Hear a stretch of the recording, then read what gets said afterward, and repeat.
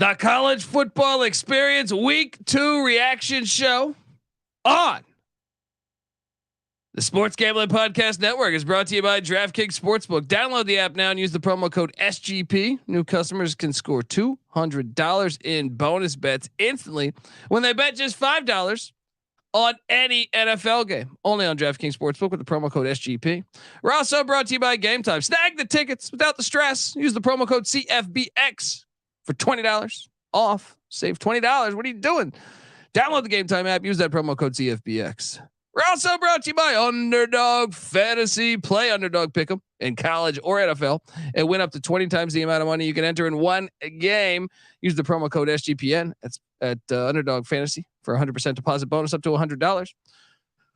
We're also brought to you by Hall of Fame Bets. Yes, the sports betting research platform for parlays, player props, and game lines. Download the Hall of Fame Bets app or visit hofbets.com. Use that promo code SGPN to get 50% off your first month and start making smarter bets today.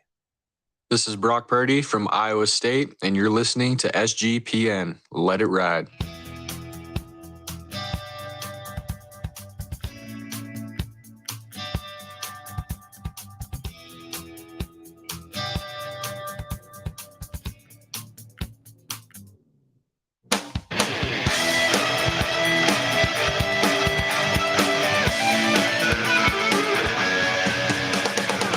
Yes, yes, yes. Woo!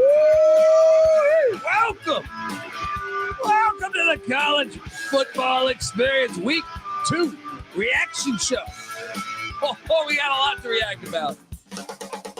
It's been a wild day. We just watched the Auburn Tigers somehow win a game when they deserved to not win a game. It's maybe one of the more frustrating. I mean, they covered. Cal covered, but Cal had the ball in Auburn territory for about 98% of the game, and somehow managed just 10 points. They also had a defensive touchdown taken off the board for no reason because of a apparent whistle, and for somehow, some way, Auburn won. And we're also, we got a lot to talk about. Let me just. Colby's just disgusted at the moment. The USC game too is just. Look, you're probably wondering who the hell you're listening to, and that's fair. My name is Colby Swinging Database Dan, aka Pick Dundee. That's not a pick. This is a pick. He was raised in the land down under, where a man thinks on his feet, speaks with his fists, and lives by his wits. When Dundee happened, he was a superstar. I'm probably drinking too much and celebrating too much and not sleeping. Would have killed a normal man, but no, that's gone. The medical advice I got from that was like being hit by lightning. Pretend it never happened and get on with your life. You got to pretend a lot of things didn't happen today. All right. Although we do have 52 seconds, I might still be alive on something. A pretty big parlay. A pretty big parlay. I don't even have it on the screen because, folks, let me know. Let me know what's happening because you might see something crazy here. I am joined by my co-host. Give it up for former JMU Duke defensive back. Yeah, wave it, baby. The burrito eating, sideline kiss stealing, wheeling and dealing. Patty C in the place to be. Hi-oh. Oh, yeah, buddy. Chat's already rolling along. Oh, there were some good things that happened today. Today was insane. Absolutely. In good ways, in bad ways. Pac-12 After Dark was heartbreaking for you, or, potentially. But the rest of the day I thought was pretty awesome. Pretty great day of football. Aside from the rain delays. Holy crap. How did half the country have lightning delays in their football? No, this is bullshit. Look, I've watched a shit ton of football in my life. Yeah. All right. I think I would tend to bet more than almost everyone I've ever encountered in my life. Right. And yeah, probably. I don't believe it anymore. It's like when we do the USFL show. Yeah. It's not lightning. This is some shit that they do because passing sells and Like I refuse to believe it. People were tweeting out weather reports in Amherst, Massachusetts, saying there's no lightning. It's just a cloud with some rain, and we're just not going to play. Right. Because the under is going to hit. You know, whoever's in charge of this bet all overs, and they're like, oh, there's rain. I got someone tag me saying this is why we need domes. Hey, fuck you. This is why, you know, our society is terrible, is because we're delaying games because of some fucking clouds. What is going on? It's impossible to have the whole East Coast under lightning at once. You know, all right. I refuse to believe that's possible. It started early. 7 minutes into the Wake Forest Vanderbilt game at like 8:07 a.m. I'm like, all right, I get one morning game here, and I was like, nope, lightning. Yeah, and then Wake Forest starts playing while NC State has it. And I'm like, wait, they are within like a 30-mile radius. This is impossible.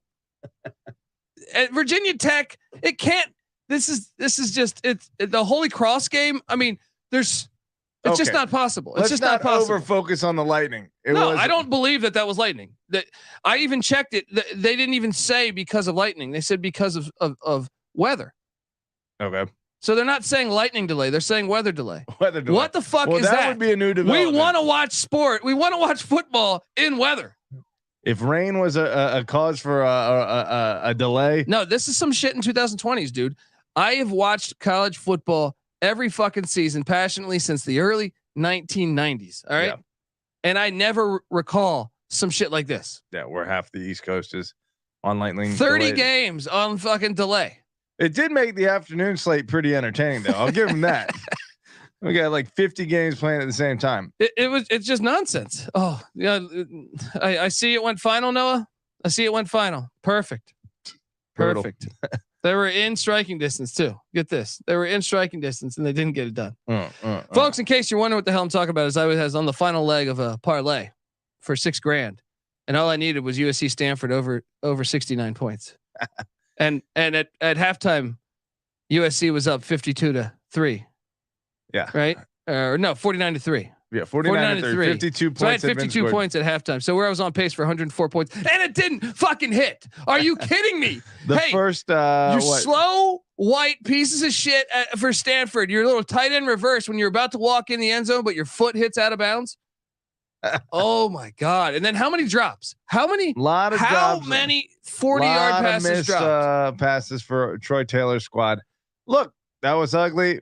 Caleb Williams, meanwhile, looked pretty damn phenomenal in the first half, but that's to be expected. Whatever.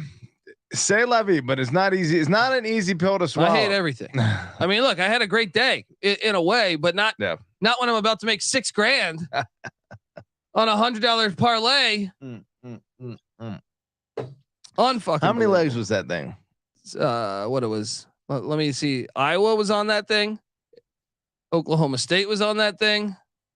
Baylor plus 7.5 was on that thing. Rice was on that thing. I think that was it. And then obviously the USC one. Maybe I'm forgetting. Maybe I'm forgetting about one. I'm not sure. Yeah. But either way, I lost. Patty C today was a crazy day though. Let's go through this slate here. Let's go through it. But before I do that, I want to tell you that the college football experience is brought to you by DraftKings because football is back. All right, it's in full swing. We got another week of epic games, and who's got you covered on all the action for every single one of them? Yes, that's DraftKings Sportsbook, an official sports betting partner of the National Football League.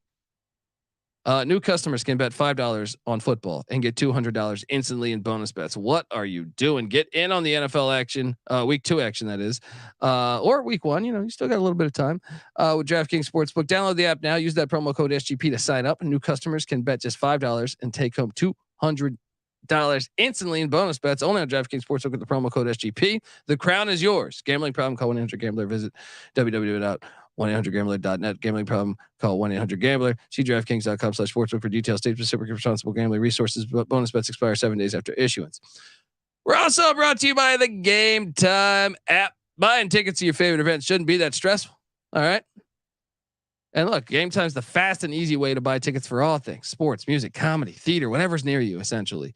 And they got killer deals on tickets all the way up until the last minute. All right. And they got a best price guarantee, which is fantastic. You can stop stressing over the tickets and start getting hype for the fun that you'll be having at that very event. All right. So forget planning.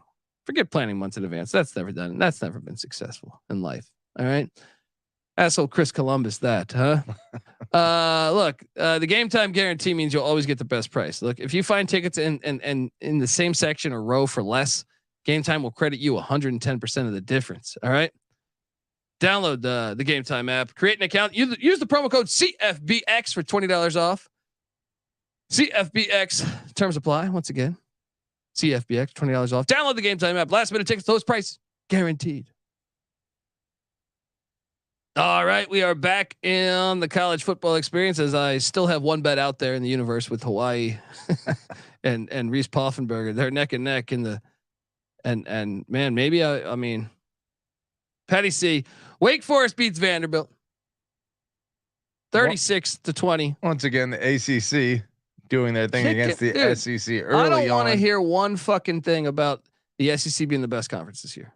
No. So far, it's not the case, and it the is number by of far opportunities the Pac-12. It is to by prove it far the Pac-12 are dwindling.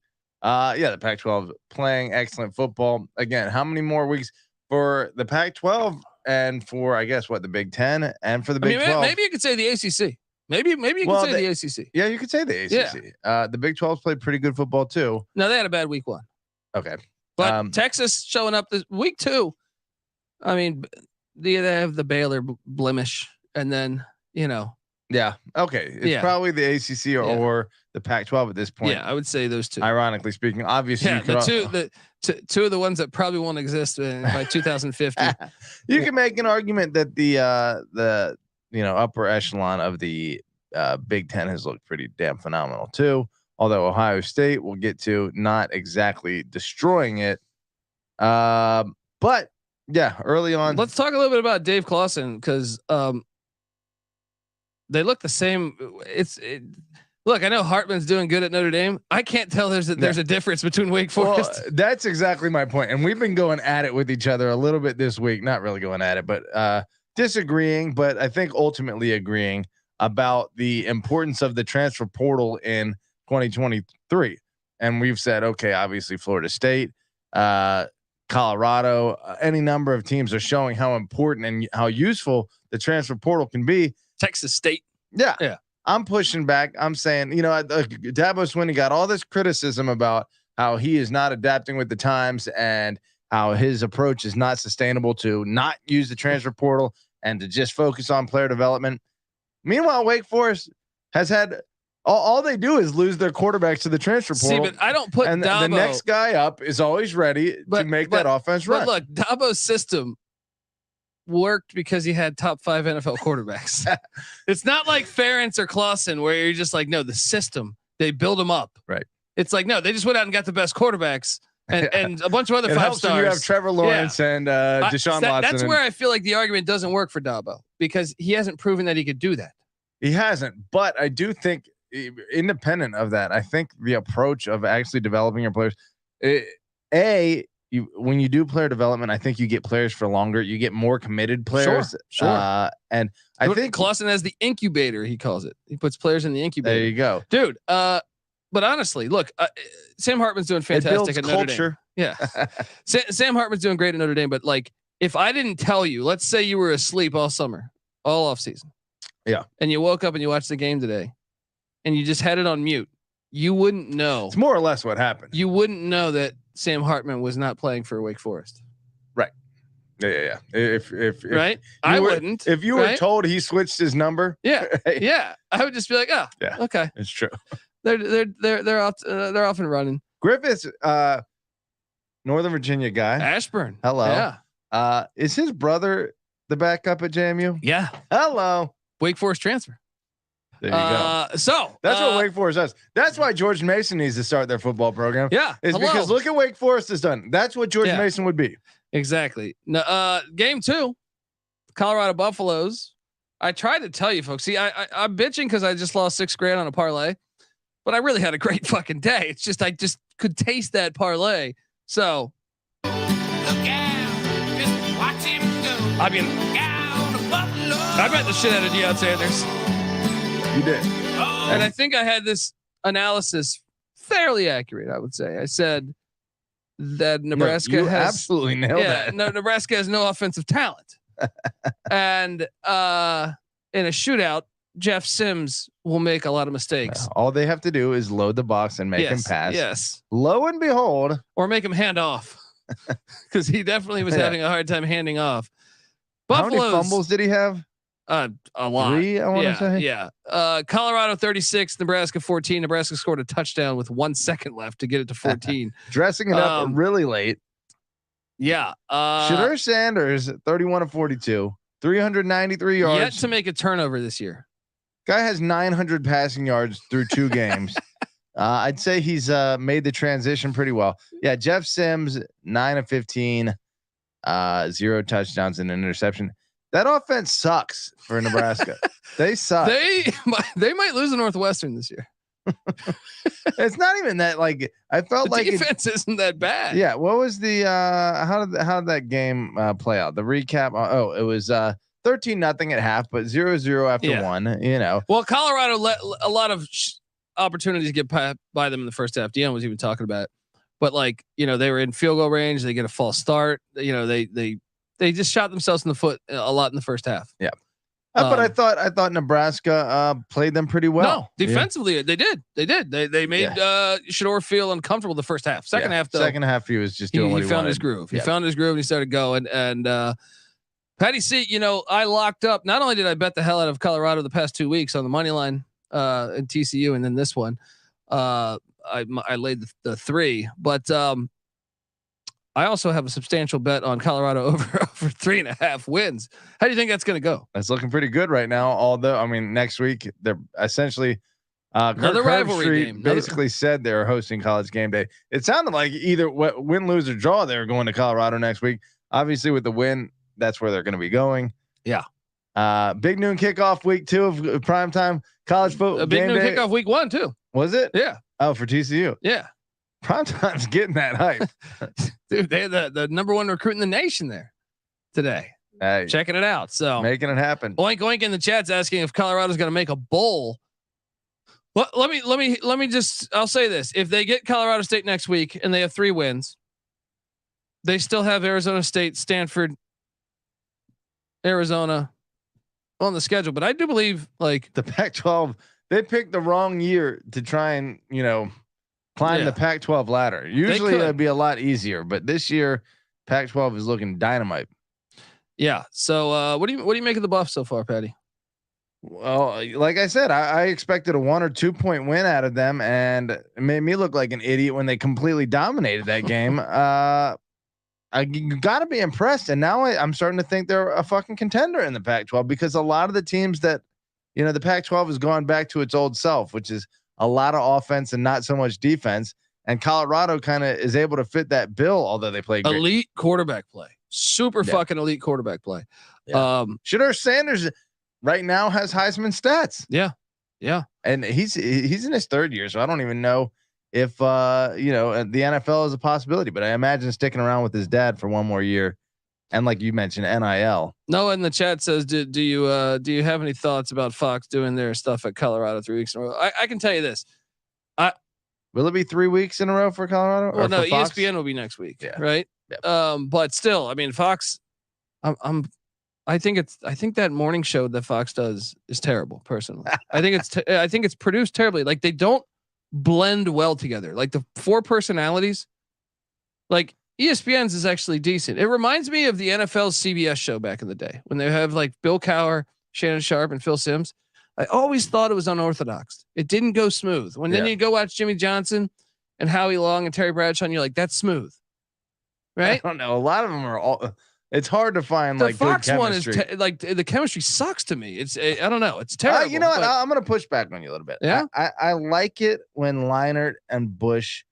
I mean, they were doing. Bush isn't there anymore. Dude. Again, he's not there anymore. Yeah, that's what I'm saying. Right. Yeah, losing Bush may have been a bit, but I feel like they were going down the list of you know, championships recently. Urban Meyer, Matt Leinart. Urban Meyer, like to me, Urban Meyer like offers almost nothing, right? And then he's just a name.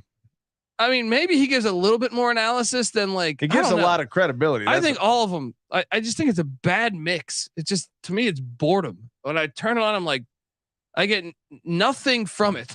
And you're trying to, you know, with at least with game day, I feel like I feel like I get something even from game day. I don't want to be hypercritical.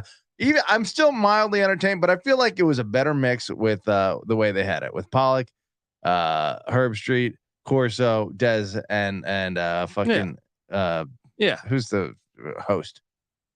Reese Davis. Yeah, I like that. No, They that's kept smooth. that. That's smooth. All right, next up, Holy Cross, Boston College, folks. If you didn't see this fucking game, Boston College, you're the luckiest team. Auburn and Boston College, or no, actually, Boston College and Arizona. I'm sorry, Boston College and Mississippi State essentially had the same situation happen, where they should be very thankful because Matthew Saluka, after a 2 hour cloud delay, Matthew Saluka and Holy Cross had the ball with like a minute left, and they ran like a QB power, which is a strong part of the Holy Cross offense if you didn't know. And Matthew Saluka broke what would have been like a 60-yard touchdown, but he looks back to see where the defenders are while he's running down the sidelines, and he steps out of bounds. And as you said, with 20 seconds or so yes, left?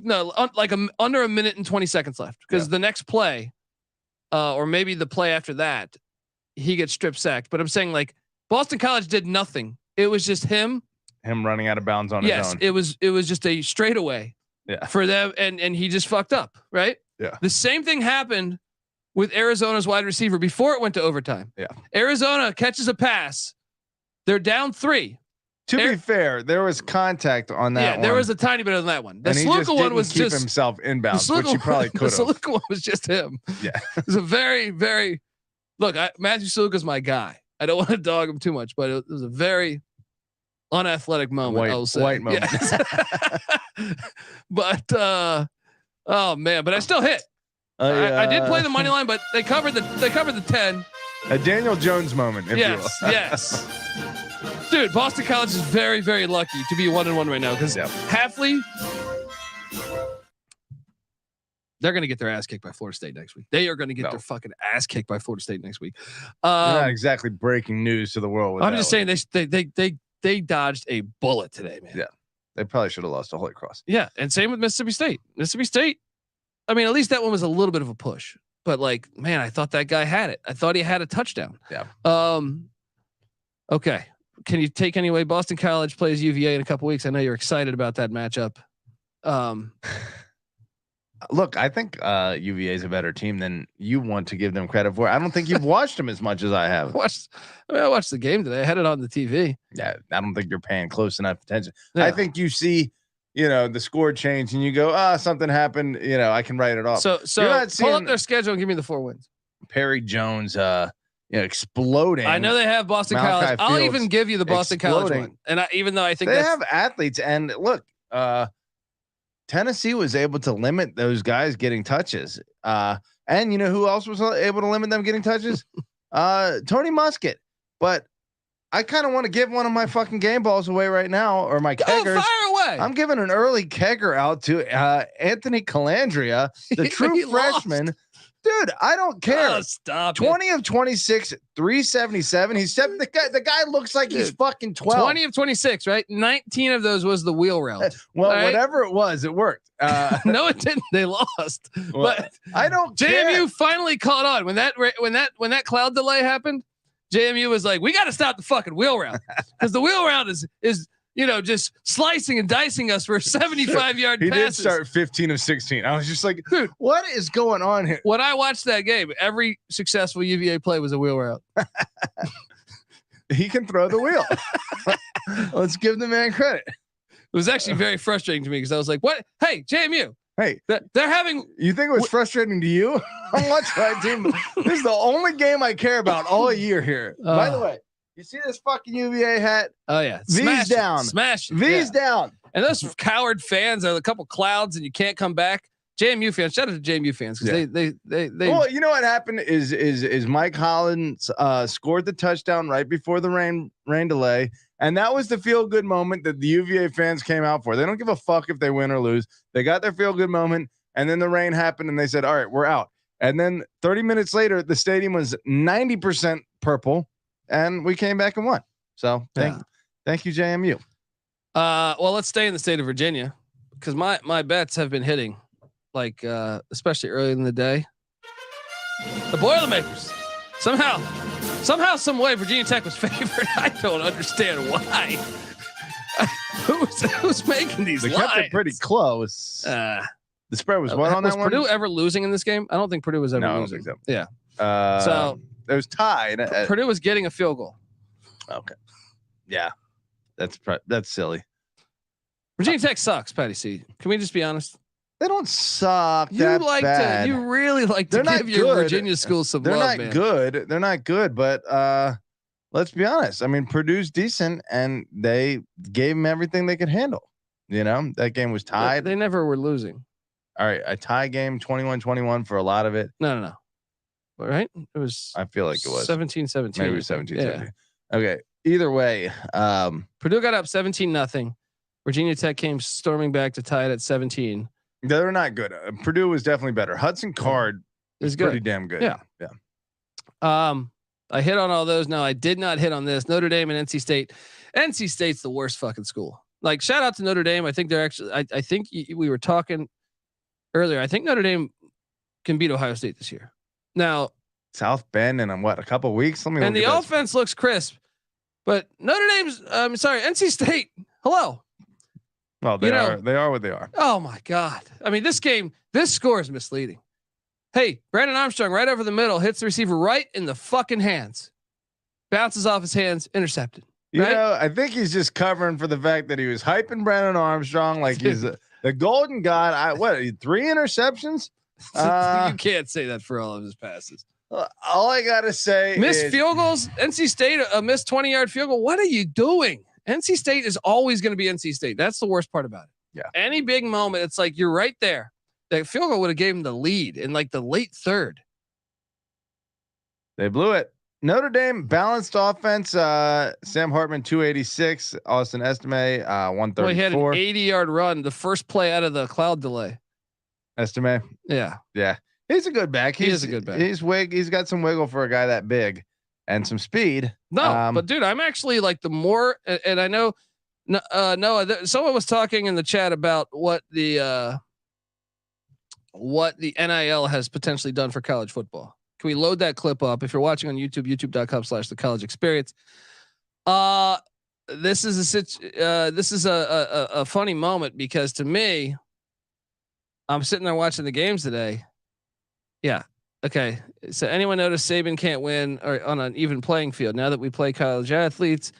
We have the NFL Saban 2.0 essentially. Great point. That is a very good point. And I'm not even saying it directed specifically at Saban. I'm saying like when I'm looking at college football right now. Yeah. It's extreme parity right now. Like, do you have Notre Dame, they might be able to win it all. You know what I mean? Like, sure. There's more parity than there was last year, or there has been for several years. It feels like. Now the problem is that Georgia and Michigan play nobody. Yeah. So we have no fucking idea. Yep. It's like, I don't even know what to make of the fact that it was 0-0 in the second quarter against Ball State. I'm like, did they even play every key player?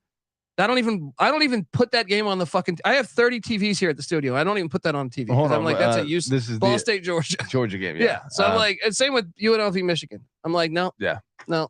I take away something from it, although you can't really because Oregon, Portland State last week is a good example. Same situation. You think, okay, the offense is able to hang 50 in the first half. But at least Oregon's playing Texas Tech, so we learned something the first 2 weeks. Right. No, that's what I'm saying. Yeah. Though Texas Tech like shows us what they really are, where we can't get anything out of that from their other games, from Georgia's games. We know nothing about them because looking at Oregon last week, I would have said this offense is ready to go.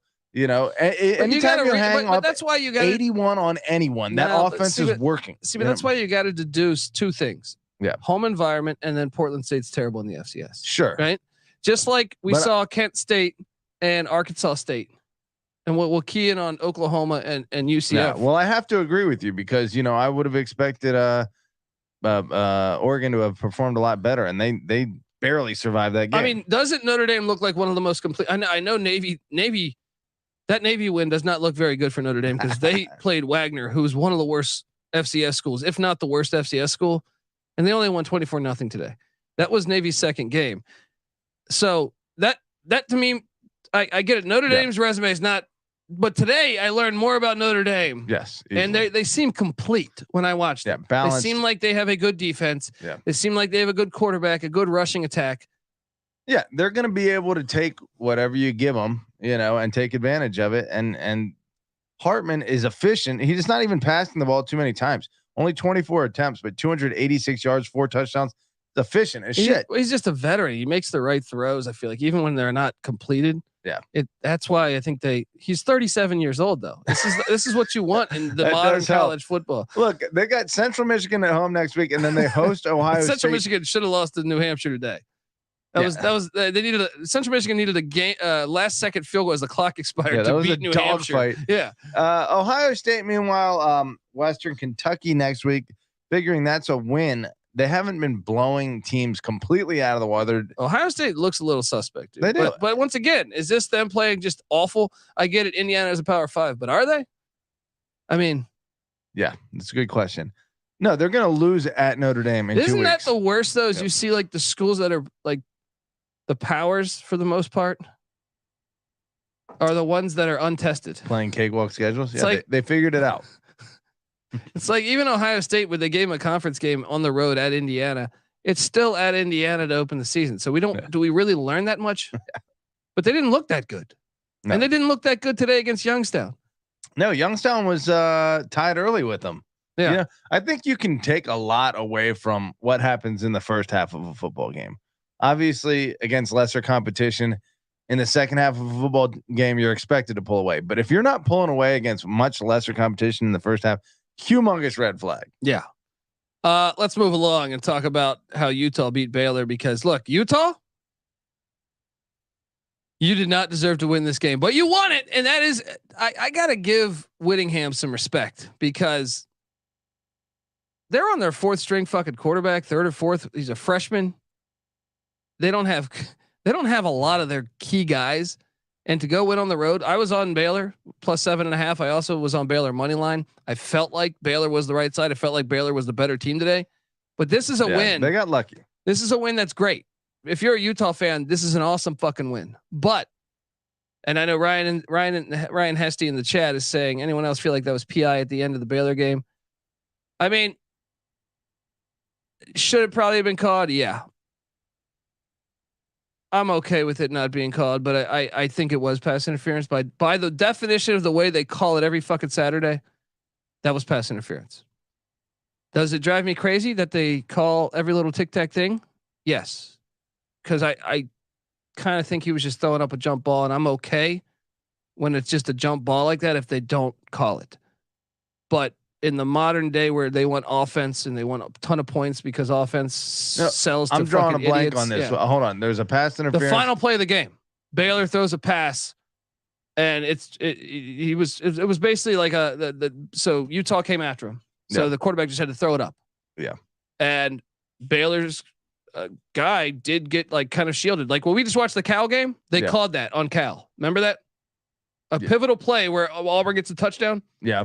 They call that same exact situation, even though when we watch the replay, we're saying, I don't really think it was pass interference, but okay. But they, based on the way we have our rules right now, that was pass interference. That could be called pass. And Baylor should have a shot. But once again, though, that wouldn't have been a spot foul though. They would have just been another, that was like, they would have had just still throw the ball 15 yards and you're having an offense. They deserved another shot at doing that. Now, to be fair, Utah did have a lot of key stats going in their favor. 8 of 17 on 3rd down versus 3 of 11 on 3rd down. True, but they were playing catch up the whole day. I feel like Utah was. Yeah, Baylor was out. What 10-3? I feel like, or 10-0 early at half, and then Utah put 14 on in the 4th. That's what I'm saying, dude. And even that, one of them was an interception because Robertson, they didn't have shape in their starting quarter. Both teams didn't have their starting quarterbacks, and just a fortunate interception where had the timing of the blitz essentially because of where his arm got hit when he was releasing. But hey, like I said, this is a great win. It's a very Kyle Whittingham kind of win. No, because I feel like a lot of years, if you're at any team in the top 10, I feel like, or top 25, if you are on the road with a backup quarterback and that's not even your number 2. Your number 2 is out for the year. you're on your number 3 or number 4. Both Technically, of I them think played. according to your depth chart, you're number 4. Well, who got most of the reps? Nate Johnson came Yeah, in. that's The number 3, I guess, who had been the number 3 prepped for the week was 6 of 7. The 4-stringer Bryson Barnes at 6 of 19. No. Bryson's the 3rd. Oh, so he played like shit, and then Nate Johnson came in and was the hero. Yeah. Okay, maybe Nate Johnson starts until Rising comes back. But look, if I was a Baylor fan, I'd be irate because it's not consistent with the other calls that are happening in college football. You know what I mean? But as someone that likes defense and hates the fucking the amount of pass interferences that are called, and the way the game is a lot these days, I'm like, oh, good, they didn't call the more it. you let him play, the better. But that especially doesn't mean when it's you fair. knew like he was getting blitzed, so he just chucked the fucking ball up in the air. You know what I mean? It was like a 50-50 ball. Now, still, that doesn't mean it was not pass interference. No. Based on the way the game is called, it was 100% pass interference. 100% pass interference. Yeah. Anyway, shout out to the Utes. That's a huge win. Huge win. That is 2-0. Georgia beats Ball State 45-3. They're navigating this non-conference slate. When is Cam Rising supposed to come back? Do we no have idea. Yeah, no idea either. No idea. Well, I can tell you, better be back in like 2 or 3 weeks because It's about to get they hard. will lose. Yeah. JMU beat Virginia. We talk about that. JMU, Virginia will probably not schedule again for another 40 years. That's right. They learned their lesson. It's like Michigan, Notre Dame. I'm gonna give our thing a little love here. JMU, UVA should be compared to Michigan, Notre Dame. That's what happened in, I want to say 1905 is Notre Dame beat Michigan. They didn't schedule them till the early 40s. Then Notre Dame beat them again. They didn't schedule it till the late 70s. So yeah, we'll see you in 40 Put that years. in your pipe and smoke it, Noah. That's right. You Michigan fan? What were you doing in 1905? You crazy bastard. All right. What else do we got here? We got Penn State beat the shit out of Delaware. I was on the right side of that one, but I mean, I didn't bet it. Ohio State beats Youngstown State by 28. That's, To be expected. It's not that impressive. I'll say this: Kansas State beat the shit out of Troy. I actually thought Troy would cover. I know NC Nick was on K-State. K-State goes into Mizzou next week, and on the preview for Mizzou, I was convinced that Mizzou was going to beat K-State. I don't think I'm convinced anymore. K-State escaping Middle Tennessee. Missouri's escaping Middle Tennessee. Yeah, K-State. Let's putting talk. it on Hold Troy. on. Let's do a little segment on the SEC East right now, because Georgia plays nobody. We have no idea what they've won 2 national championships, or whatever you want to say. They get the pass for now. Yes, but everyone else, Eastern Kentucky, and judging how Cincinnati beat the shit out of Eastern Kentucky a week ago. Yeah. I am not sold on Kentucky. I am not sold on Kentucky at all. Here's the thing: that game was another one where it was close for a long time, but Kentucky did pull away. But Kentucky's not really. Usually, it was like what, by 10? Yeah, but they're a defensive team. They don't blow teams Eastern up. Kentucky's not. I mean, no, they look bad. It was not a good look for Kentucky. You're right. I mean, Eastern Kentucky missed a field goal. I mean, that was a closer game too than. I don't know. I'm just saying, like, to me, watching South Carolina lose to North Carolina, watching Florida lose at Utah to their 4th string quarterback and 3rd string quarterback, and then seeing Vanderbilt get smacked and by Wake. Tennessee didn't light the world on fire against Austin Peay today either. Yeah, they were struggling. Yeah, I mean, the SEC East flag on the play. I know people talk about the SEC West, SEC East, with the exception of Georgia. Look, I'll say this about nobody. Tennessee too. They took a while to pull away from UVA last week, and even though UVA lost to JMU this week, which it makes that win against UVA look a little worse, JMU's not that good this year. We're not as good as we were last year. We don't have Todd Centeio. Jordan McLeod's not the same. So yeah, I think there's humongous question marks all across the SEC East. Yeah. I mean, not really all across college football, but I mean, the SEC is definitely looking a little suspect to me. Well, surprise. Army beat the piss out of Delaware State. Georgia Tech beat South Carolina State. Central Michigan escapes New Hampshire in a barn burner. Eastern Illinois gets smacked by Bowling Green. Leffler. I think EIU might have still covered though. I don't remember what that line was. Clemson beats the piss out of Charleston Southern, but man, yeah. Down 14-7 game. And Charleston Southern's a really bad FCS. I think they're like a bottom 15 or 20 FCS school. Interesting. I'd have to double check on that. Well, I watched the week 1 game where Charleston Southern beat North Greenville, a D2 school, 13-10 in a game they were losing majority of the game.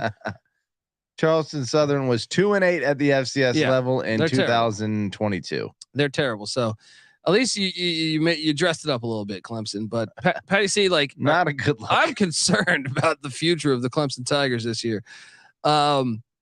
Yeah. Here's the thing: Clemson's remaining schedule. If we just look, let's just focus on the next few weeks. Florida Atlantic at home, dangerous game. Actually, Florida Atlantic lost to Ohio today, if memory serves me correct. Clemson should get that. They should get that. Look, let's give credit where it's due. Cade Klubnik, pretty good day today. Obviously the level of competition, but what was he? You want to give him a game ball too? 28 at 37, 315 yards, 4 touchdowns, 1 interception. I'll take it most weeks. It's not going to be against Charleston Southern most weeks. I do think they're going to stabilize. Clemson will find out what their identity is, and they have enough talent to make it work with what they have.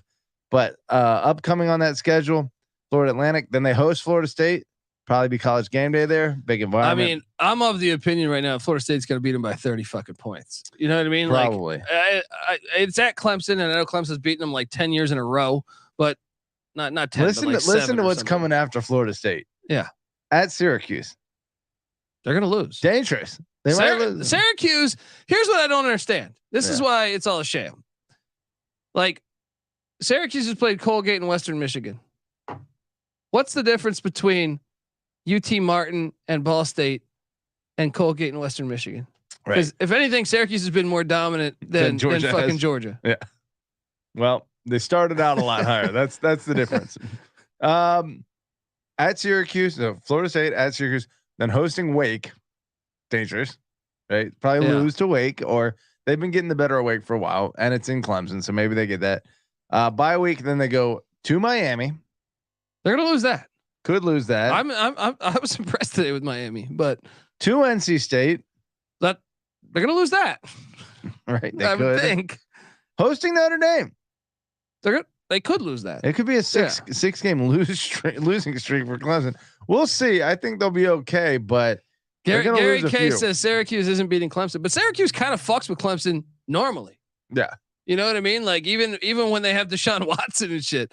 So I don't know. I don't feel super confident about their chances against Syracuse. You take the Robert and I off. I keep forgetting the Syracuse offensive coordinator. Jason Beck. Beck is Anaya's protege. And you take the shredder. He's still there running it apparently pretty damn well. I can't deduce too much from Colgate and Western Michigan, but they're fucking dominating the same as Georgia. Rocky Long's defense, that's the other thing is they're dominating on the defensive side of the ball. But again, what can you take away from that? Look, I think you can't ignore what Syracuse has done, and you also can't ignore the struggles that Clemson's had. Yeah, it's a dangerous game. Toledo had 71 points against Texas Southern today. That's a lot. Toledo is looking good, baby. My lock right here. The Iowa Hawkeyes getting it done. Let's go. Nice call. And it wasn't even that close. And the under hit. 20-13 final. I gave away both. Bet the shit out of both. It was fantastic. Was what, 58? Yeah. 43. It was an easy fucking play, man. Look, Iowa State, I get it was in Ames, but Iowa State lost too many veterans to that fucking gambling scandal. They don't have the depth. No, it wasn't 58, was it? No, it was 36. With the over under. Oh, that's what it was. Yeah, they only scored 33. So Iowa. This was an easy play to me. This was almost like the Colorado play to me. It was like Iowa State just doesn't have the depth right now. They lost. D Bettis. I took Iowa. What are you talking about? I bet on Iowa. What the fuck? I thought Iowa State would cover 4. Yeah, at home. That. Yeah. And it wasn't even that close. It was 20-13 final, but Iowa was in control for most of that game. Yeah. I locked up Iowa. I never fucking sweated 1 second. Cade McNamara. I'd like to see his stats. I'd be lying if I said I paid a ton of attention to that game. I saw Iowa went up like 2 touchdowns early, and I was like, that game's over. I can stop watching it now. Shout out to the Hawkeyes. They're gonna be in the Big Ten West, or they're gonna be representing the Big Ten championship from the Big Ten West. Yeah. Texas A&M, Miami, Florida. This game was a shock to me. I did lose money on this because at the last second I did bet Texas A&M. Miami. Tyler Van Dimes.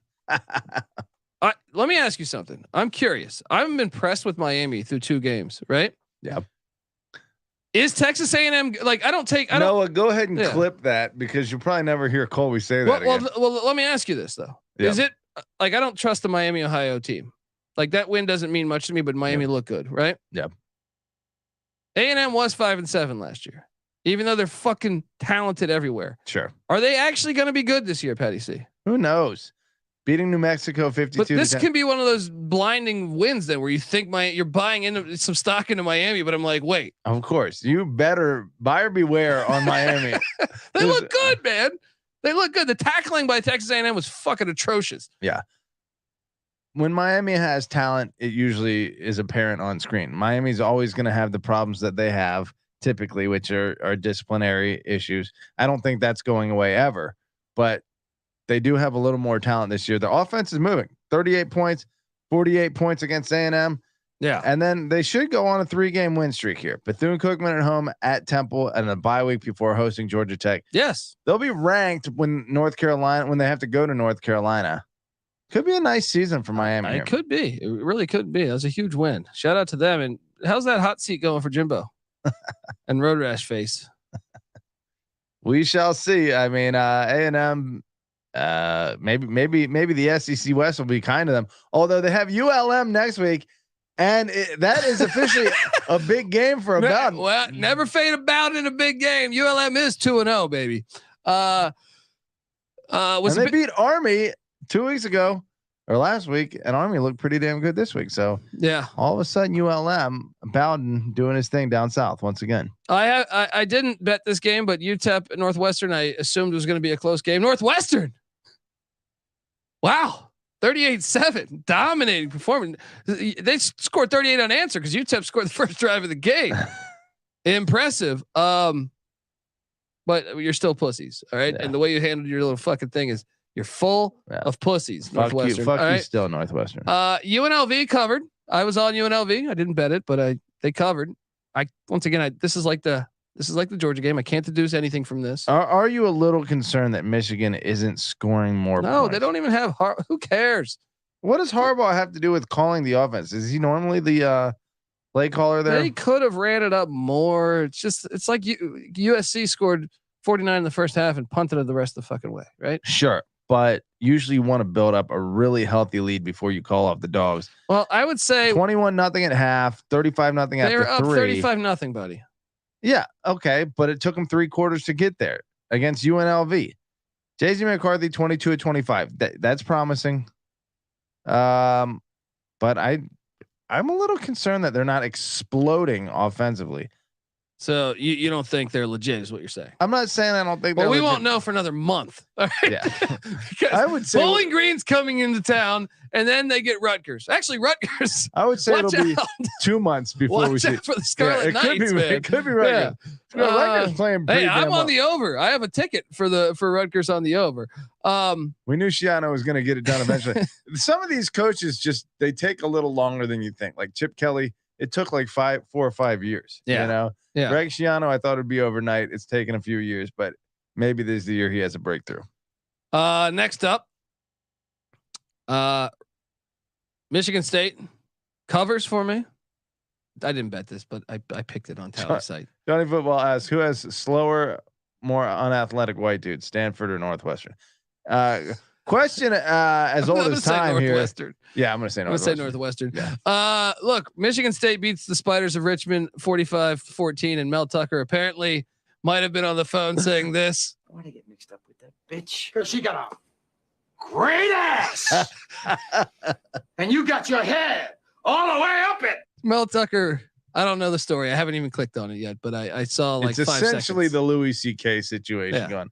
I think he might have been on a long distance phone call. Look, that's how you do it. Yeah, that's how you. On a long distance phone call? It was on a phone call. Yeah, that's nothing. It's on a call. He's not even in person. I'm sorry. I don't send this to my boss, but come on. I don't know. The guy's on a phone. All right, whatever.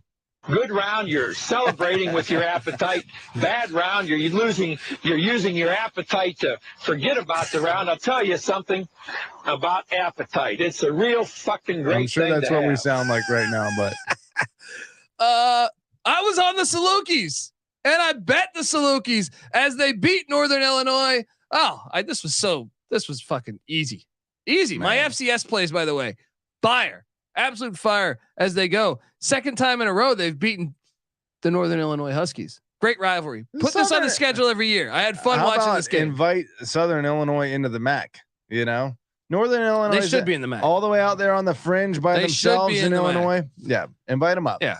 Plus, like you said, one of the greatest helmets. Their helmet. They got Lassie on their fucking helmet, dude. Yeah. If you're an American, right, that's over 40 years old. Yeah. Then you should appreciate having Lassie on your when I am commissioner of college football, I demand Southern Illinois be in the FBS, and I demand the Great Danes of Albany because they have the big ass Great Dane on their helmet too. That's right. But very, very pro dog helmets. A dog lover. Yeah. Tell them about your dog's names when you were a kid. All football names. My first dog was named Wishbone after the Wishbone offense. My second dog was named, hold on, I'm trying to go chronologically. Blitz. Yeah, it's a Blitz pickup. Third dog was Riggo, right? After John Riggins. Wait, are there more than 3? Fourth dog was Deuce, and we named Deuce after, I think it was a fantasy football thing with Deuce McAllister. Nice. If memory serves me correct. But anyway, yeah, we're pro dogs here. Texas State covers against UTSA. UTSA gets the win. I like this little rivalry, even though it was in a filthy dome today. I like this rivalry getting spiced up a little bit. That was a good game. Texas State, UTSA? Yeah. You said they're how far away? Like 45 minutes, I think. Right? I could be talking out of my ass, but I was San Marcos and San Antonio. Yeah, I think they're close. And the name Muddy Waters, Noah's asking, came from I'm a big fan of Muddy Waters, the blues musician. So there you go. That one, I did zig. You're a fan. I'm a fan of Duke Dogs.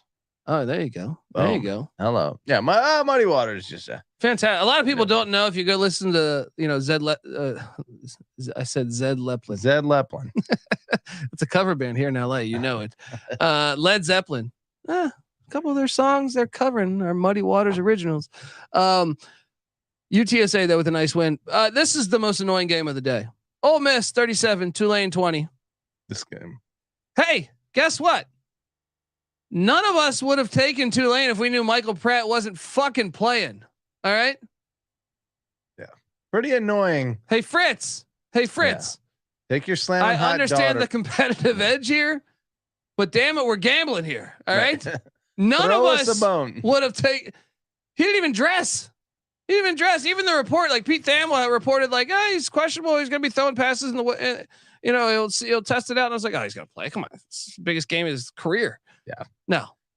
Doesn't even dress. Yeah, pretty rough. Horton airmails a few passes here and there. Kai Horton, overall 15 of 37 for 231 yards and an interception. This score is super deceiving, and I feel very confident by saying Michael Pratt, if he plays, if he's healthy, yeah, they would have won that game. Tulane up by 7 at halftime, tied at the end of 3, and then Mississippi outscores Tulane 20-3 in the fourth quarter on a lot of bullshit.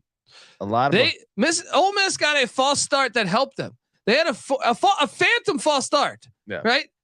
They had a 4th and 1 where they got stuffed, but they got stuffed, but they threw a flag and said false start. Yeah, they're up. The replay does not show a false start to me. They're up by 7 at this point, or it's like 7 or 3. One of the two. Yeah. It was one score game. Yeah. And they are trying to make it into a 2-score game, and they or a bigger 2-score game. Look, Ole Miss made great plays down the stretch, but yeah, they got a false start. They got another chance. They kicked the field goal instead. Yeah, dude nailed they got 3 points because of their false start, right? Which I didn't even see it as a false start. They showed the replay, and I'm like, who jumped early? Yeah, I don't see anyone jumping early. Yeah. Anyway, Disappointing. Tulane, I thought was. I'm just saying for the gambling side of this, I don't even care that. How about that?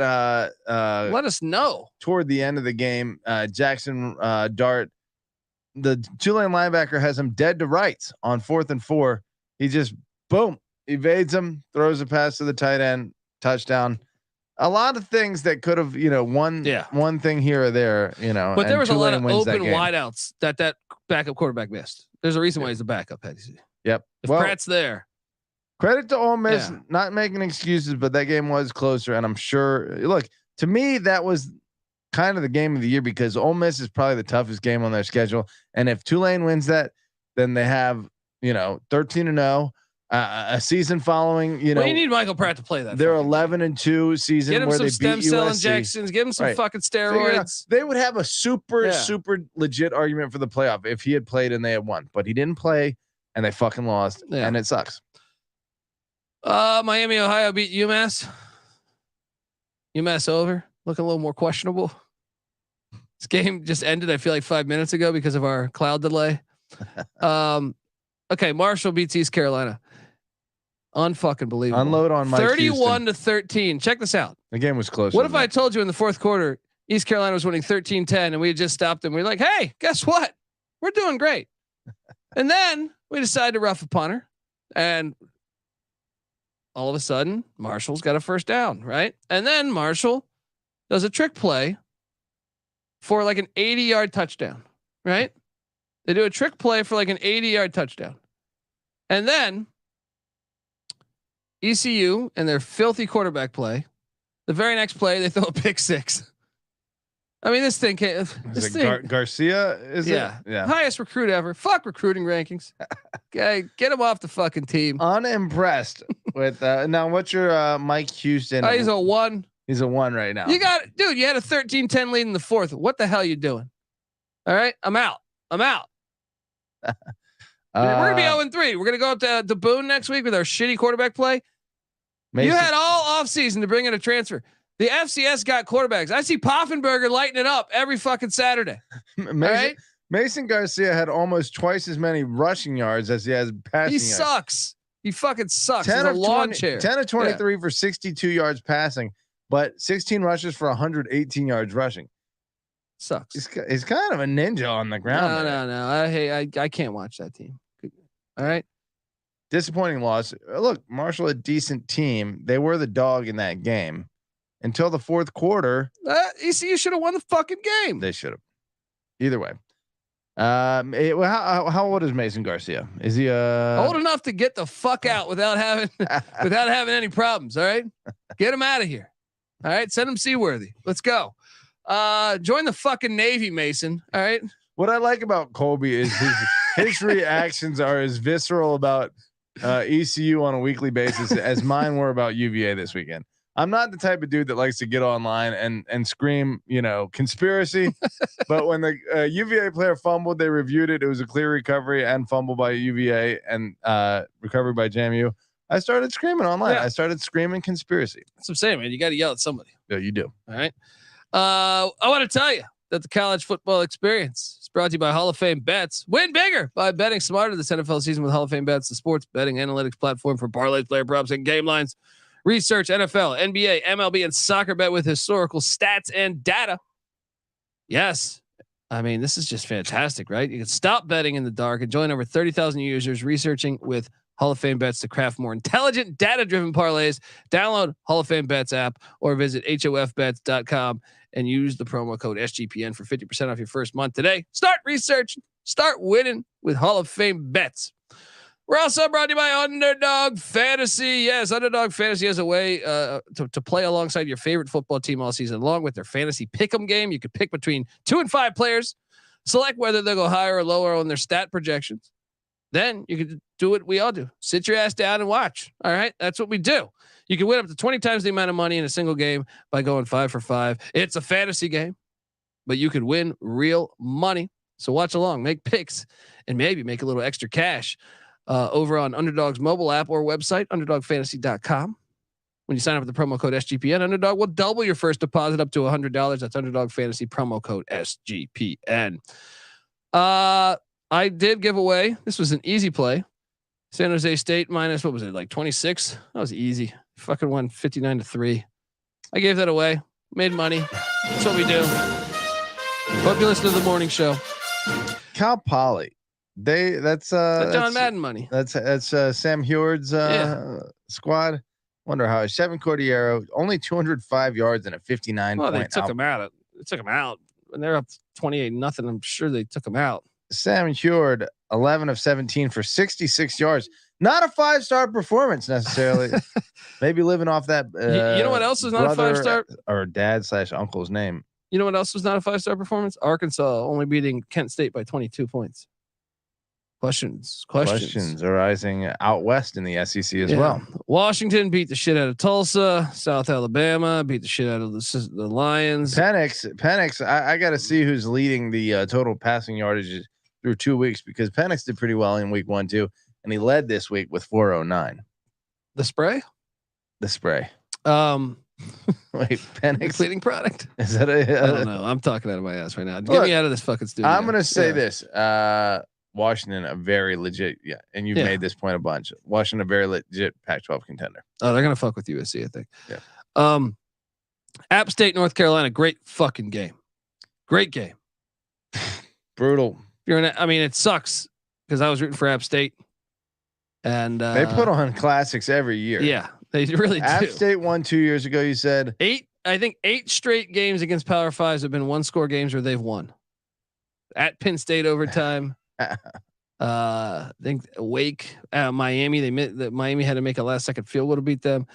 That's how you rivet your fan base. That's why they got they're at Clemson next year. Hordes of fans running down the street when they win, because every game is amazing that they play in. Trent Dilfer lost to Georgia Southern by 14.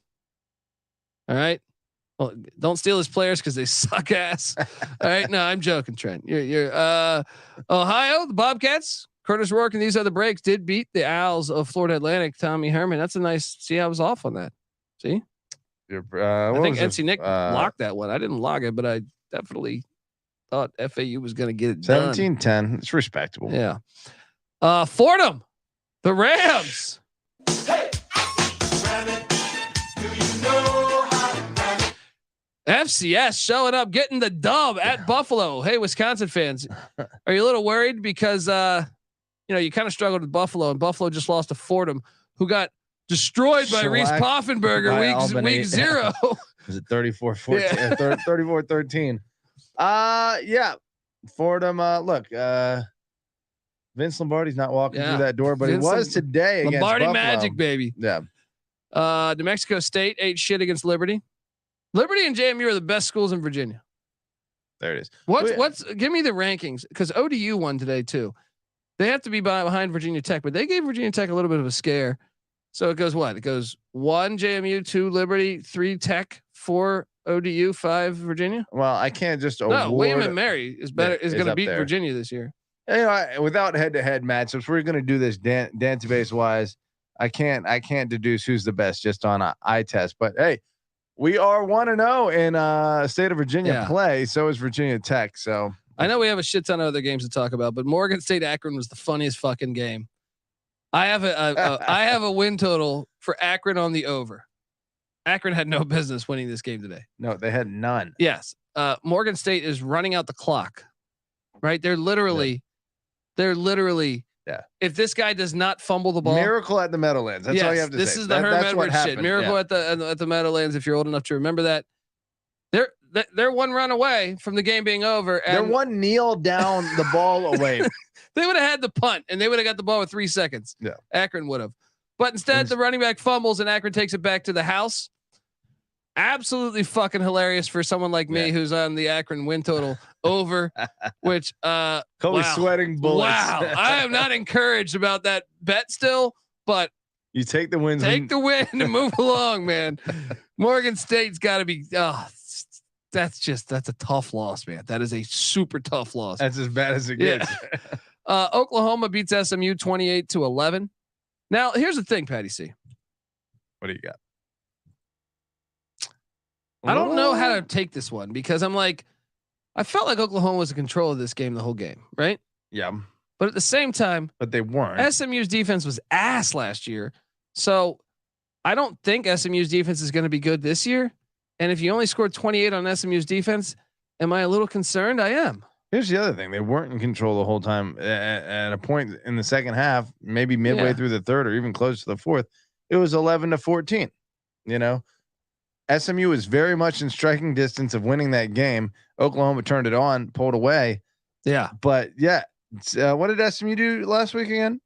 They beat the shit out of La Tech. Okay. So maybe there's a little more credit due there for Oklahoma than you know, we're giving them, but still SMU, they've never been elite. Preston Stone coming in, decent performance, but Oklahoma, I was super high on them after last week. Some question marks after this week. Yeah. Mike McIntyre in the airport beat North Texas. North Texas, this is called Seth Luttrell karma, baby. All right. And I'm liking my boy, Coach Mac, getting it done. Should be 3-0 right now. Remember that tough La Tech game as the airport beats North Texas. 46 points on the airport. I mean, by the airport. You gotta like that. Are they missing Seth Luttrell yet? Do you think they should be? I mean, they did play for a CUSA championship a year ago. Yeah, wasn't good enough for them. And national championships expected in Denton. Cincinnati beats Pitt. Wow, Patty C. Like I took Cincy in the points. I thought it'd be a close game. Nice play. What I wasn't expecting is for Cincinnati to dominate this football game for at least 2.5 quarters to open up. They did. They came out, completely on fire, completely outplaying Pitt. But they're a player. Like Cincinnati plays Oklahoma, I feel like in 2 weeks. They do. I got no. I kind of favor Cincinnati. At Nippert, it's a huge game. Here's the thing. Although I don't know that Oklahoma's defensive line or offensive line, probably their offensive line. I don't know about their defensive line. It's not as good as Pitt's defensive line. As dominant as Pitt's, but Cincinnati wore out in that game. Like you said, midway through the second quarter or third quarter, it was just apparent that like Cincinnati couldn't on every play. To go to Pitt and win though is a good win, man. That's a very good win. They played well, but the offense ran out of steam, the defense ran out of steam, and they just held on for that win. Yeah. Hey, it really pissed me off. Brian Brown, great, high pressure turnover creating defensive coordinator, but like get out of the man press coverage every now and then. Stop being in trail technique with your corners. I can't tell you how many times fucking the quarterback Pitt Jerkovsky just threw fucking sky balls, and the Cincinnati defenders were out of place to even like look up and make a play, and the Pittsburgh receivers just kept going over top. Yeah. Very frustrating to watch. Glad they overturned that ridiculous targeting in that game. Memphis beats the Piss. Arkansas State has 3 points in 2 games, Patty C. But why does Butch Jones still have a job? What was it? 73-0. And this was what? So 110-3 in his first 2 games. Where was this game played? In Jonesboro. So there's no tarmac. Take him to the tarmac and fire him. Okay. Drive to the closest airport and fire him, or do like Navy does and fire him right in the locker room. Or worst beat of the day. I don't know. I think it's USC Stanford over might be, but or the under essentially. But Oregon Texas Tech. I feel like I was on the right side of this.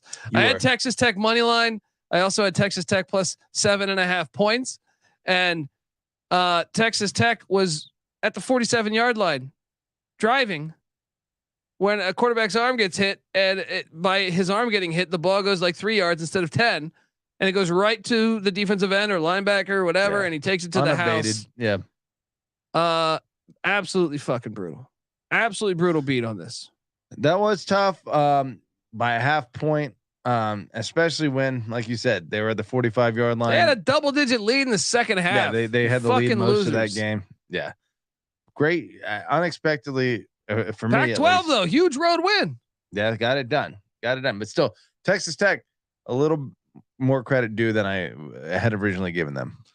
Old Dominion beats Louisiana. Mike Devereaux, the former Baltimore Oriole head coach of the Raging Cajuns, he should be fired too because he just lost to Old Dominion.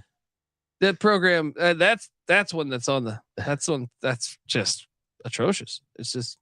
This is Louisiana. The Raging Cajuns. This is like a must-win game for them. Yeah. Can we call them what the we've gotten away from calling them Louisiana Lafayette. Do what's right and fire Mike Devereaux. Yeah. And hire Ed Orgeron. There you go. That's what we want. All right. UConn and Jim Moore, a friend of the program, but I did not see this. I thought UConn should have been favored. Georgia State, man, Rhode Island should have beat Georgia State a week ago in the FCS matchup. UConn got their ass whooped. Shellacked. They even dressed it up a little bit. Scored 14 in the fourth. This was an ass whooping. 35-14 final. Joe Fagnano, what's happening, man? Wait, what did they call him? What did the announcer call him the other week? Fagiano or something. Yeah, Fagnano. Yeah. Taquan Roberson though played the Penn State transfer. Patty C, I did hit a double-digit dog, and that was the Rice Owls. I know that closed at 8, but it was at 10 all fucking week. Took it on the money line. And the Rice Owls win in overtime against the Houston Cougars in one of the craziest games because Rice was up 28-0, then gave up 28 straight points. And you thought there's no way they're going to win the game. Somehow it gets into overtime and the Rice Owls prevail. Who would have thought? You know, maybe that's a thing in Texas. You ever watch that like 1980s Texas high school football game where the team is down like that's one of the greatest 42-7 with like 5 minutes left and they come all the way back and then lose it on the last. If you haven't checked that out, go over there and YouTube and search it's that. the most insane game that's ever been played on any level of football. We got to hurry up though, man. I'm taking too much time. Let's go. Missouri sucks. They barely beat Middle Tennessee 23-19. I may eat shit on my Missouri play win total wise. Coastal Carolina opened it up late against Jacksonville State, 130-16. Nice win for Big Bird. Yep. Great onside kick. Great fucking onside kick by Coastal in this game. Yeah. They were up. And they kicked the onside kick. They're up like 4. Yeah. They kick a field goal to go up 4, 13-9. And they're like, this. We're not letting you come back here. How about the Idaho Vandals, Patty C? My boy Ken Wilson. Maybe Nevada should be contacting Bronco Mendenhall right about now. 33-6. Sheesh. Yeah, Ken Wilson. Big Sky. FCS. That ain't working out so far. That's an ass whooping right there. They lost to an FCS last year. Incarnate Word. Hey, stop scheduling top 10 FCS schools too. That's not going to help the rebuild. Texas, Alabama. Let's talk about it. Texas, Alabama. I mean, Texas looked really fucking legit. Texas should have won last year. They didn't because of terrible refereeing. And well, this is the game that really shows they were just better. Proves your point all along, Colby, which is Nick Saban without superior talent, you know, and it's like I think the most overrated thing in our society is not, you know, I think it's one of the most overrated things is like saying Saban's the greatest coach ever because it's like it's like the Dion thing at Jackson State. People are giving him shit. You know, hey, he won with the best players. He had Travis Hunter. They're beating the shit out of Southern.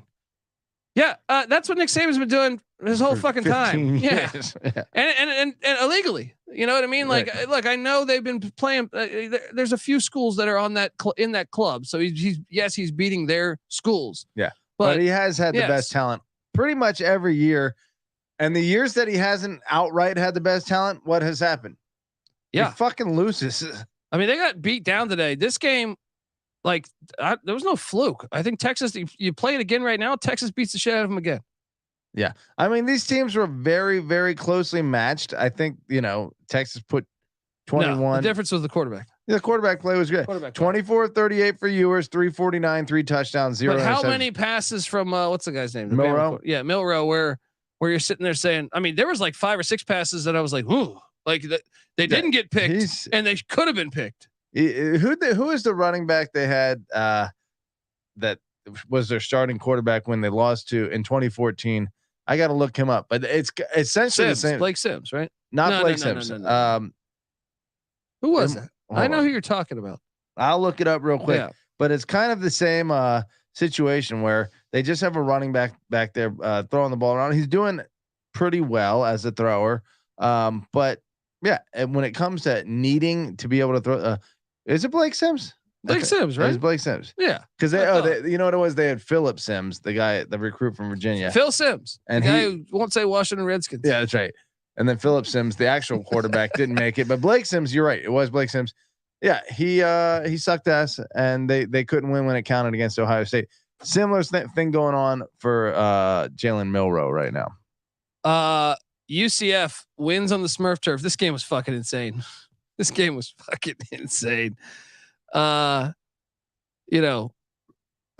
Boise takes the lead. I don't know what happened to Taylor Green, if he got benched or not, because we had it on mute a little bit while the Alabama game was on, but Boise State had the lead. I mean, they covered for me. I took them with the points. But man, it's not impressive win for UCF. Rice Plumlee gets fucking destroyed. Did they call targeting on that? They didn't, right? I don't know. I saw him destroy his knee. It looked like. Yeah. I mean, that's a nice win for UCF. Boise, call Chris Peterson. Man, they had like you mentioned, like a 1 or 3 or 4 point lead, pretty much for Boise 90. was in the lead for almost the whole game. Yeah, the score of the game changed very little for 3 quarters, and then it's like 7-6 for like an hour. Yeah. Finally, UCF breaks it, and that's it. That's all that happened. But credit to UCF for getting it done. Yeah, definitely. Going up there. Anytime you went on the Smurf turf, you got to celebrate that shit. Yeah. Florida A&M covered against South Florida. Biff Poggi covered against the Maryland Terrapins. Shout out to NC Nick, who didn't agree with my play of taking the Clits. Temple got rocked by Rutgers. Rutgers should be ranked number 1 in the nation. By the way, Maryland UVA next week. We're already disagreeing on it. Yeah. Bring that on. Yeah. Arizona, Mississippi State was a fantastic game. Jaden DeLaura, basically, they lost by like half a yard, where he thought he had the first down and he didn't. That game was insane. That's fresh. I don't know what I deduce from that. I kind of feel like, I thought Mississippi State was going to win by more. I didn't think it was going to go to overtime. The cool thing about that game is, Alabama, Texas was. We hate both of those teams, so it's a lose-lose and a win-win. Yeah, in a certain way. Whereas Mississippi State and I guess I don't know, Arizona isn't a team we love. I was thinking Washington State for some reason. But Arizona was impressive. Yeah, considering like they were better than what Arizona I thought right now. South Carolina beats Furman by 26. Furman covers, I think, if memory serves me correct. I don't even remember. I didn't bet that. UCLA, I did bet this. UCLA handled San Diego State. Didn't see that one coming. Easy. They got to get away from easy fucking play. Brady Hoke. He's not it. Easy fucking you play. You made a great idea. Chris Peterson. Chris Peterson at San Diego. He's a California guy. Yeah, come on. Eastern Michigan covered the 20.5. I thought they were live. This game was kind of close. At the halftime, it was 10-6, but they still covered the 20.5. So we're good. I told you to bet both. All right. Air Force did not cover against Sam Houston. There we go. And then my dog. You called that. I did not. The Washington State Cougars. Patty C. I was on this with you. They're contenders in the Pac-12. Sure. Cam Ward is a fucking beast. Who is not a contender in the Pac-12? That is the better question. I think Washington State's better than Colorado. Wow. I do. Cam Ward is a beast.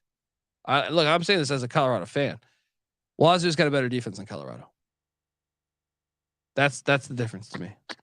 Maybe Colorado just played a national championship, contending team in week 1. Dude, why the fuck was everyone on Wisconsin this year? I don't understand it. You were on Wisconsin. Get the fuck out of here. What are you talking about? I feel like you and I'm gonna berate you every week about this. Okay? I was on Wisconsin for the entire season because you said when Luke Fickell left Cincinnati, a great coach left. He's going to tear it up at Wisconsin. I locked up the under, buddy, on their win total. Maybe I'm full of shit, but I feel like you hyped Fickell? Luke Fickell. No, I said I think he's overrated. Okay. All right. Me? I'm going to get listen to the Wisconsin preview. preview. To clip this up. Go listen to the Wisconsin preview. CJ Sullivan, maybe. CJ Sullivan was all over that. I'm just gonna do too many Jaeger bombs. You're confusing me with whoever any conversation you're having in the fucking office. I was not on Wisconsin, D. Bettis. You're full of shit, buddy. You were full of shit. I was not on Wisconsin. I was on Wazoo. I took Buffalo in the points too. All right. Yes, and they're fucking moving to the air raid. You think you know me? I love triple option offense. You think I would be supportive of a team known as Wisconsin going to this cha-cha-cha offense? No, get the fuck out of here. I'm gonna go deep sea diving with Noah. We're gonna find some clips of Colby. Dive, motherfucker, dive. Put that snorkeler on. All right. I was also on Oregon State against UC Davis. Thank you. If you listen to the morning show, you can tip me later. Florida State also beat the shit out of Southern Miss. They look fantastic. USC. They can win it all. And Auburn won with the most ridiculous performance I've ever seen. You mentioned something about Florida State being inconsistent and quarterback Jordan Travis sometimes being inconsistent. I agree with you. I think that could rear its head at some point during this season. How about Fresno barely beating Eastern Washington? They got that huge win against Purdue. Eastern Washington. There you go. Fresno. That's crazy. Yeah, Eastern Washington. The whole western half of the FCS needs to be taken seriously. See, thank you, Alex. I have DMs from Wisconsin fans saying I was being ridiculous with my analogy of Wisconsin. I think we all agree that it is disgusting that Wisconsin. But I'm saying I have a team preview out. To the air raid. I have a team preview out where I said, like, I don't even think that. Go listen to our coaching hires episode where I said, you know what? I'm not even all the way in on Fickle. The whole world wants to kiss Fickle's ass. I'm not all the way in. Well, maybe it's just me being hypersensitive about Cincinnati, but I am 100% positive that you said he was a great coach leaving Cincinnati for Wisconsin, and Cincinnati wouldn't be able to recover because Satterfield's a major step down from Luke. I've never called Luke Fickle a great coach in the history of the world. I would be willing to bet it, but I'm gonna go deep sea dive. I'll fucking take the Pepsi challenge on that. Let's you want to bet? I'll bet you $1,000 right now. Find it. All right, I'll find it. Let's fucking go. Shots. Five right. shots. Shots. Best win of the fucking day, Patty C. Texas. That's a huge road win for Texas, man. That's massive. Texas is and yours had always looked like shit on the road. That was like the best performance I've seen. He was flinging some beautiful balls around. Is Texas the favorite in the Big 12 now? Kind of have to say. I had Texas playing Kansas in the Big 12 championship. So my I'm still on. I had them in there. Cue. I had them playing Cincy, but that's looking all right. That's looking okay. Yeah. But yeah, I'd say at this point Texas is the favorite. You beat Alabama, you're kind of the favorite. All right, dumpster fires. Let me take a look at this. Dumpster fires should have this dialed up. Give me one. Who do you got? We were just talking about them. I don't know that they deserve it a second week in a row, but I feel like Boston College got so fucking lucky today. Hold on. Let me get. It's Arkansas State by far. Fire Butch Jones right now. Yeah. You don't need to hire a fucking law firm to find your head coach. Call 1-800-PICK Dundee. All right. Yeah, I think it's not exactly like anyone was suggesting that Butch Jones was a great coach. Everyone knew that was a bad hire. I know, but I'm just saying. They get these search firms. Yeah. So stupid. That's true. Pick Dundee will do your search. So saying, hey, pretty cheap. How about you watch football, you fucking idiots? All right. Anyway, that's obviously a dumpster fire. Okay. I am gonna say Stanford was a dumpster fire today. First head, yeah, but okay. I mean, they got their ass whooped, but I'm just looking up and down the slate of what happened, and you know what? Particularly bad performances. I got you dumpster fire. Yeah, Wisconsin, because Buffalo just lost to Fordham, and you were kind of struggling with Buffalo for a lot of the game, and then you go up to Pullman, where, by the way, no Power 5 has played in Pullman since '98, and that was the Fighting Illini. And if you go back to '98, they took an L when they went to Pullman. So guess what? Hey, Big Ted, you brought in the wrong fucking teams. All right. Because guess what? Take any of your teams up there to Pullman. You're gonna get your ass whooped. All right, let's go, Jake Dickert. I'm putting Wisconsin on that list. You try to switch up and go against what has been your bread and butter, Barry Alvarez. All right, you went up to Pullman. You never even had to lead the whole fucking game. You got your ass kicked the whole fucking game. No one in the stadium has ever seen a forward pass, and now you're trying to do it for most of the game. You get what you're paying for. Probably not actually. You're probably paying a shit ton.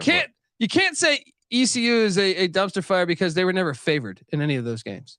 Wisconsin was favored to win, and they didn't. All right. ECU will be a dumpster fire if they lose to Gardner Webb in 2 weeks, which they might. Yeah. ECU is gonna be fine. Daniel Caddy says, "How about the whole SEC?" That's a great look. You have to be favored to win and lose. Be a dumpster fire. ECU is covered against Michigan. Well, and then they were 3-point dogs today. I'm going to disagree with you. You can be a close dog and get blown the fuck out and still be a dumpster fire. And that's why My second dumpster fire is the Nebraska Cornhuskers, and particularly Jeff Sims is right. your dumpster fire. That's right. Yeah, he didn't look very good. He did not look very good. That's fair. And then we have 2 more, right? We got to give away 2 more. 2 more dumpster fires? Yeah. 6 dumpster fires. All right. Let's go. How about a dumpster fire in a winning effort? I don't think we can give one of those out. Auburn? You're trying to give that say to Auburn? Navy. But okay. Yeah, that's true. Navy. Let's go. Yeah. Fire. Oh, I got one. Nevada. Oh, Nevada is a dumpster fire. Getting slapped Nevada by Idaho. Getting trashed by Idaho. Things are going bad. And we'll leave Reno. we'll leave the mystery one out for social. Okay. Now we go with our keggers. We got to get out of here. Let's do do it. it. A fucking long ass episode. Our keggers.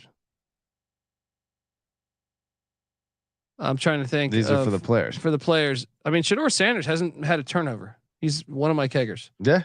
Give it. That He works. hasn't had a fucking turnover. I've already given one of my keggers. Anthony Calandria. Laugh all you want. That motherfucker. God. The wheel route is the old wheel route. Definition of moxie. The definition of moxie. Who should get a kegger here? Quinn Ewers. Give him a kegger. You shave the mullet and he gets a road victory. Look good, man. He looked good. There you go. Quinn Ewers. I'll give today's Hive rusher, Amarian Hampton of UNC. Holy hell, man. He was getting like 30 yards of rush. 9 yards per rush on 26 carries, 234 yards, 3 touchdowns. Pretty much responsible for UNC remaining undefeated today. And game ball to the Akron defender or the kegger to hold on. I got his name here. It is who's Jay Davis? Jay Davis. I don't know his last name right now. Or his first name. Find out his first name. Jay Davis on Akron. You're saving me, baby. You're coming up with big plays at the right time. Because let me tell you something. Life is about timing. All right. Let's go. All right. Look, that's our show. Folks, subscribe to the College Football Experience on Twitter. Or follow us on Twitter at TCE on SGPN. Subscribe on YouTube, youtube.com/the College Experience. I also host the FCS College Football Experience and the College Basketball Experience and College Baseball Experience. Check out all of that shit. The Big 12 Experience is doing great things too. Also, check out Patty C on Twitter at PattyC831. I'm on Twitter at TheColbyD. And check out the Sports Gambling Podcast as they break down all 32 NFL teams. And yeah, the games are tomorrow. So go listen to them. Check them out. Folks, until next time. This is the College Football Experience Week 2 reaction show. You better start thinking about yours. And we out of here. Run and shoot. We can really run and shoot. And the whole team's looking and the whole world's looking with the cameras. Run and shoot. We can really run and shoot. And you know what you're getting, cause the books we written with the gamers. Everybody's trying to stop this team that we feel.